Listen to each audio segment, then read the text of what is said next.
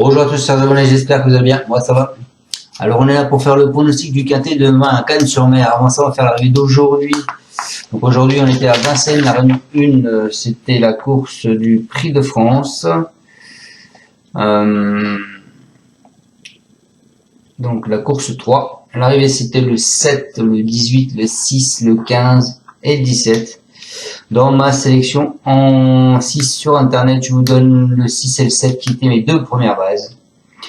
Et pour mes abonnés, je leur donne en plus le 18. Dans mes conseils de jeu, donc ils ont le tiercé, ils ont le 2 sur 4.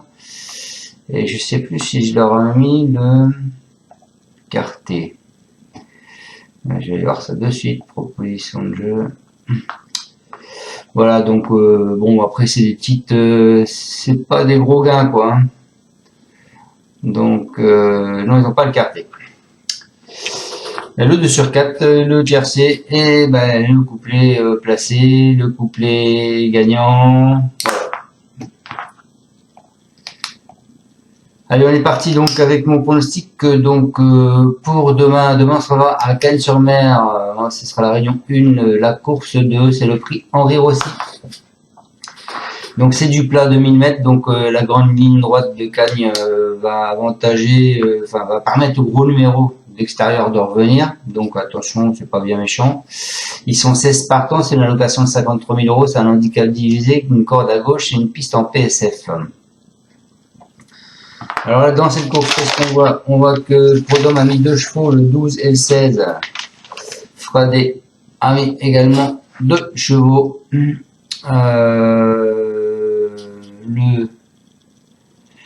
Le 4 et le 6. Et Perret a mis 2 chevaux aussi, le 5 et le 15. On est parti avec ma sélection, les amis. Eh ben moi, je suis parti avec le 16, pardon. Je suis parti avec Kolchenko, c'est le spécialiste du sable, il reste sur une sortie encourageante, ce qui lui confère une chance régulière. Ensuite, je suis parti tout de suite avec le deuxième pensionnaire de Prud'homme, donc le 12, c'est No d'argent. Il a été convaincant en dernier lieu sur ce parcours, sur le parcours de référence, il effectue un retour attendu au niveau d'un quintet et de plus il vient de finir sur une gagne. Le seul problème c'est que c'est Maxime Guyon et que Maxime Guyon dans les quintets il me fait toujours peur. Il est là une fois sur 5. Donc on verra bien. Ensuite les amis, je vous ai mis en coup de cœur, je vous ai mis le 5. Le 5 qui est Bozio. Il a mieux couru que ne l'indique son classement en dernier lieu. Il vise un rachat pour son retour sur 2000 mètres. En alerte, je vous ai mis le 7, c'est Grand Balcon. C'est le récent lauréat de Quintet. Il ne doit pas être négligé malgré le changement de surface et sa pénalité. Et en surprise, qui ne suis pas vraiment de surprise puisque c'est fait partie des... Et je finis ma sélection avec le 9 qui est Lorenzo de Mérécis. Confirmé avec Maxime Saumillon, il s'annonce compétitif d'emblée. À Cagnes surtout, pour son retour à 2000 mètres. Et je finis avec le 10 Royal White, confirmé à Cagnes. Et net lauréat pour sa rentrée. Il effectue des débuts attendus pour son nouvel entourage. Donc je répète ma sélection, le 16, le 12, le 5, le 7, le 9 et le 10. On va aller voir mes deux bases, qui sont le 16 et le 12. Donc Kolchenko, Didier Prud'homme. Il nous dit en dernier lieu, il a été très malheureux. Je pense qu'il y aurait eu explication pour la victoire avec Noce d'argent. Sa situation sur l'échelle des valeurs lui permet de se distinguer. Tout dépendra de la sortie des boîtes. La dernière fois, cela s'est bien passé de ce côté-là. Il est peut-être à l'arrivée sans problème. Une allure sélective servait ses intérêts. Donc ça c'est pour Kolchenko le 12, ensuite le 16 pardon, ensuite on part avec le 12 Noce d'argent, Il est en grande forme sur la Côte d'Azur et cela peut compenser sa pénalité. Depuis quelques mois, je le trouve en net regain de forme, donc c'est peut-être l'occasion de gagner un quintet. Tout dépendra un peu du parcours car c'est un attentiste. La dernière fois, il s'est retrouvé un peu moins loin et a gagné très facilement. Un rythme soutenu jouerait en sa faveur. Donc voilà, ces deux pensionnaires à prud'homme, pour moi, ils vont faire l'arrivée en tête. Ensuite, mon coup de cœur, les amis, je vous ai mis le 5. Le 5 qui est Boziop. C'est Nicolas Perret avec Ruiz qui va le monter. Il nous dit il n'a pas mal couru dernièrement. La course s'est jouée devant ce jour-là. Et il a eu du mal à revenir, mais il a fait une belle ligne droite. Il revient sur 2000 mètres, mais il s'est déjà bien comporté sur ce parcours l'an passé. Physiquement, il est bien. Donc là, c'est Ruiz qui va le monter, Boziop. Et je vous ai pas dit le 16. C'est Stéphane Pasquier qui monte le 16. Ensuite, dans l'alerte, je vous ai mis, les amis, le 7.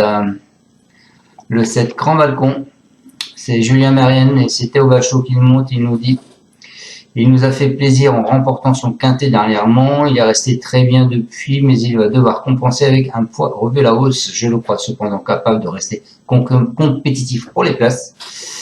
D'autant plus que revenir sur la PSF ne va pas le gêner. Ce qui m'ennuie, c'est le 16 à la corde. Ce n'est vraiment pas idéal, mais il est associé à un jockey en forme. Et de plus, la grande ligne droite, elle est vraiment grande, ligne droite sur les 2000 mètres à Cagnes. Donc, moi, ça ne m'inquiète pas. Voilà pour ce 7.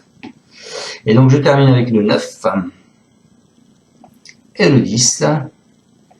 Donc, le 9, c'est Lorenzo de Médicis. C'est Botti, c'est Soumillon qui le monte. Il nous dit il est bien sur ce tracé canois avec une longue ligne droite. J'essaie de le raccourcir.